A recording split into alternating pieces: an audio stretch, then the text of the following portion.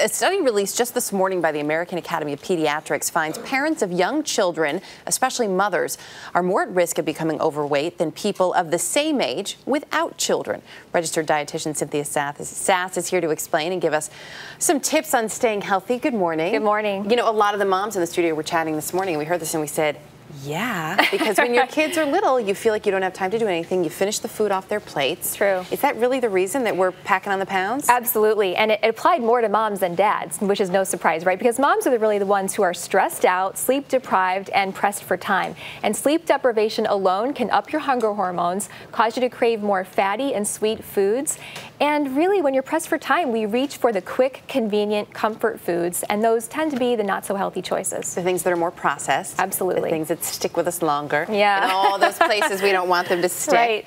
So what can we do about it? Well, you know what? The number one thing parents can do is eat healthy themselves with enthusiasm. All the studies show that even through 18 years old, parents are the biggest influence over sports celebrities and over sports figures and celebrities in general. Wow. Even through 18.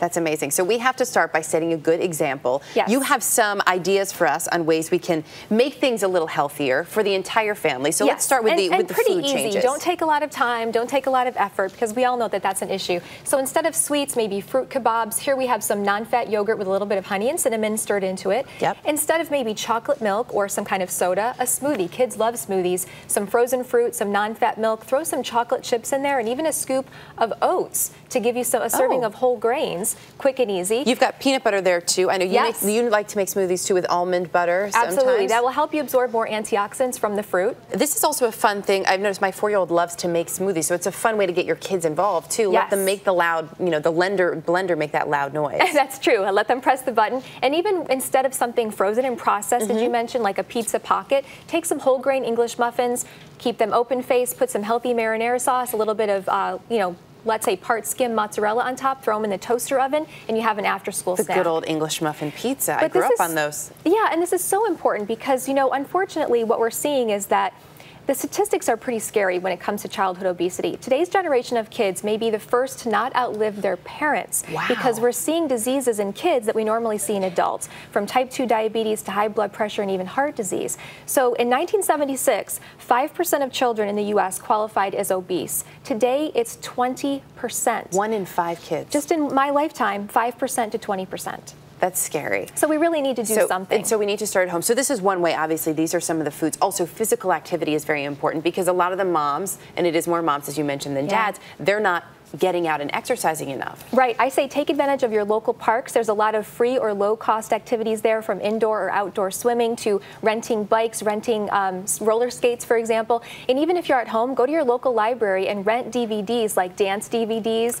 Instead of playing video games, do some of the old-fashioned games like charades, Twister, just to get up and get moving, and that will really make a huge difference. And do it together as a family. You mentioned the Twister, those DVDs instead of video games. What about if you have a picky eater, though? It may be tough to change some of their habits, especially when you're tired and stressed out and you don't feel like dealing with the battle. Getting kids involved, as you said, they love to be involved with shopping for the food and preparing for it. So the more invested they are, the more interested they become in healthy eating. So grow vegetables together, plant a garden or even a windowsill pot, make some tomatoes or some herbs on your own. Go to a pick-your-own farm and prepare something together that you picked together. And then finally, allow your child to pick out one new fruit or vegetable from the supermarket every time you go to the grocery store. I have seen this transform kids where they get really excited about trying a mango or a papaya or a dragon fruit. They really look forward to eating it, and then they become more interested in fruits and vegetables in general. And sometimes they can actually get their parents interested in new foods because it may be something mom and dad aren't familiar with. Absolutely. Great way to get them involved. The artichoke. I'll take them all. Right. Always good to have you here with some great advice for us. Cynthia, thanks.